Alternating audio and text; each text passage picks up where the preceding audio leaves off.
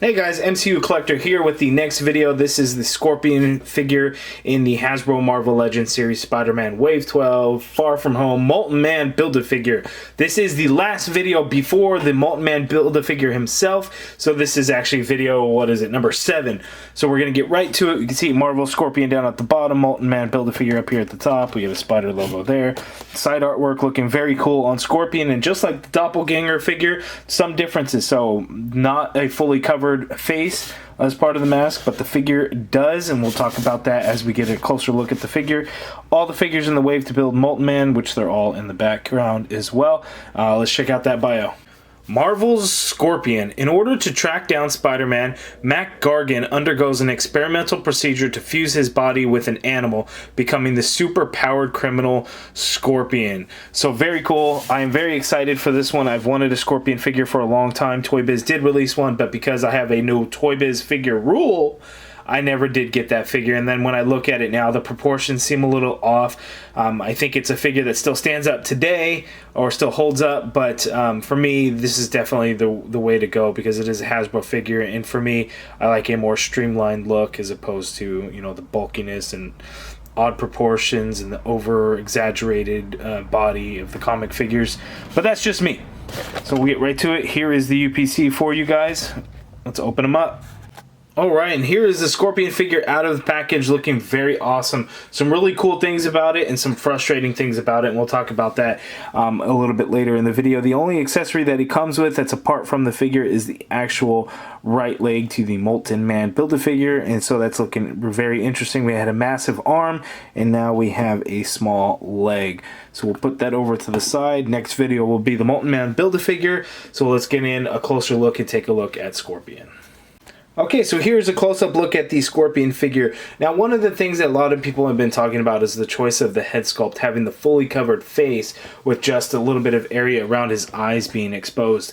So one of the things that I looked up, because a lot of my exposure to Scorpion would be from the Spider-Man the animated series, where his face was a little bit more open. You did see kind of the area around his mouth, but in this figure you don't see that. So a lot of people have been talking about that they don't like that, and I get that it looks a little funny, but going through and looking up a lot of images online is that a lot of the Scorpions that you'll see, this is exactly how he looks from the comic. So I'm not sure what all the complaints are about. Maybe it's just because they don't prefer it, they don't like it. I thought everyone was saying that they didn't like the look, but you guys let me know down in the comments below if you guys have a little bit more information. But this seems to be kind of a classic look.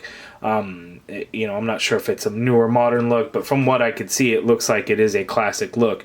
But you guys let me know down in the comments below if you guys have any additional information on that.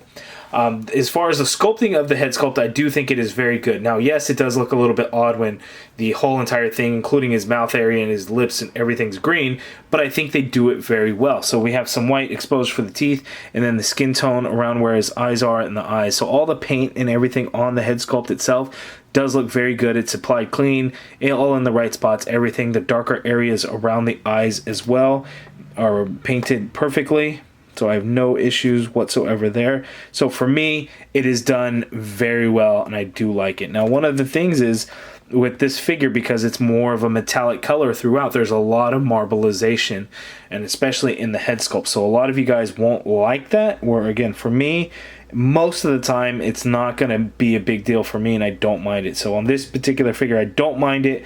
However, if you look here right on his chest and the torso area, it just, because that looks so noticeable, and that one right there doesn't look good. You know, normally the swirls really don't bother me, but there it does look a little jarring and kind of off. Now, one thing about this figure as well is there's a couple of different plastics and greens that you could see. So if you would notice, the lower torso and the upper torso are a different shade of green. So the upper torso has kind of that metallic and the marbleization in it, whereas the lower torso really doesn't have that, and it's kind of a flat green compared to the metallic green. Then here, these upper leg pieces, the hip pieces, you can see that that is the same color as the lower torso and not the same as the rest of the green of the legs. So usually we see that a lot. There's usually color differences, especially with like Hulk figures. The greens end up not matching, things like that. It's because it's a different type of plastic, so you're not going to get an exact color match. So up close looking at it, you know, it's noticeable. but really from far away you're not going to notice it, but I thought I would point that out. There's a diaphragm joint as opposed to the ab crunch, and I'll show you why here in a second, but the sculpt looks pretty good. As far as I know, we haven't seen this sculpt anywhere with all these lines throughout. You guys let me know down in the comments below if I'm wrong on that, but I don't recall seeing these sculpted lines anywhere. You know, these elbows, one thing that they actually did, and I like that they did this, but the elbow hinge itself, that joint there, it actually has the sculpted glove around it, actually into that joint.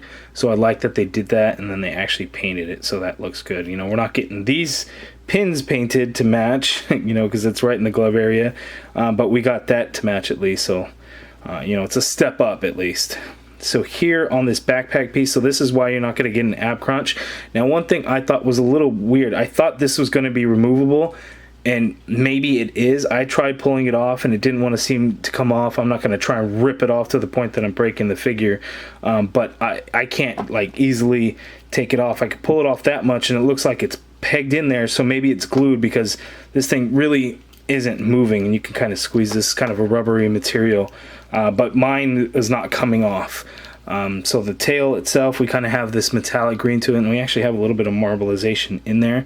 Now the tail is bendy wire, so Hasbro did do the right thing in putting bendy wire in this tail, because I forget the length of it and I can measure it, but I want to say it was like 12 inches, maybe upwards of 15 inches long. So the tail is quite long. Here's the end of the tail with the stinger there. It's not real pointy, it's soft rubber plastic, and it's just done kind of in a dark gray black color, and then the bendy wire tail that we could see over here. So we know Hasbro can do bendy wire. Why they didn't do it for Doc Ock, I don't know. You know, usually when you see bendy wire, it's because when you see these holes in it, you know that it's bendy wire. So that all looks pretty good. Now let's take a look at the articulation. Okay, so the Scorpion figure, the articulation and things about the figure are both a gift and a curse. A gift is the bendy wire to get in all different kinds of poses and things, so you can make a lot of awesome things happen with it. The curse is that because it's so heavy, it really weighs him down. So depending on how you do it, if you notice, I have the tail bent a certain way to help support the figure in standing up. So if you wanted to do some crazy things where it's really high off the floor, he's not going to want to stand. He's very back heavy, and he's just going to flop over and then knock all the other figures in your display over. So that's not something that I'm sure any of you guys are going to want to do. So that's something to think about. So even though, yes, the tail is very long, I think part of that is going to be because this tail is also going to help support the weight of the figure, trying to get it in certain poses. Now, one thing that's difficult for mine is my right leg is it's not super loose, so it's not flapping around on its own, but it's a little loose to the point where anytime I set him down and want to stand him up, that knee automatically wants to bend in because of the weight of the tail. But anyway, let's get right to the articulation. So Mac Gargan, Scorpion figure, he can look all the way down. You can get him to look all the way up as well. You get obviously the rotation in there, and you do get a really good neck pivot in there for him. Shoulder goes up just over 90 degrees on both sides. You do get a full rotation, upper bicep swivel there. You get a double jointed elbow, which works really well. And then you swivel at the wrist and hinge. So we get an open hand for the left and a fist hand for the right. Hinges there. So no ab crunch, which we've seen a lot. Quite a few figures are coming out with no ab crunches right now, and it doesn't bother me so much as long as you get a good movement in the diaphragm. So we'll see how this works out. He can pivot to the side that much, which I think is really good motion there. Really good motion to that side as well. Forward, we actually get some forward movement on the diaphragm joint. Some of the figures haven't been able to do so lately. Now here's the kicker. Back, little tiny bit. Now the reason why you can't move it any further back is because this large tail piece is physically in the way, so it's hindering from that diaphragm joint from being able to go back any further. And you do get a pretty good swivel in there as well. And we get a waist swivel with a little bit of ratcheting click in there. Legs go out that far apart, so very far apart. Can kick forward that much, which is good. And then he actually goes back just slightly. We get upper thigh cut there.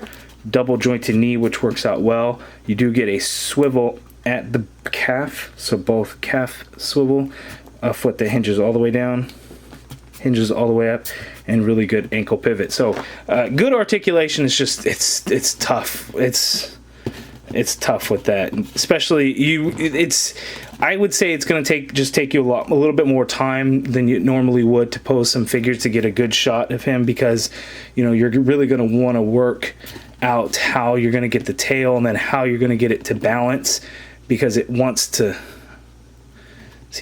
fall back, and part of that is because the knees are a little gummy.